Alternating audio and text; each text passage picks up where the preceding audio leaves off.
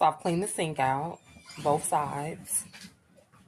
I got my greens in here, soaking, and my vinegar. And yes, I bought shredded collard greens already cut up by Nature's. I always get these for the holidays, so don't judge. So I'm repeating the process. I'm gonna clean them, rinse them off 2 times, and I put them in my strainer.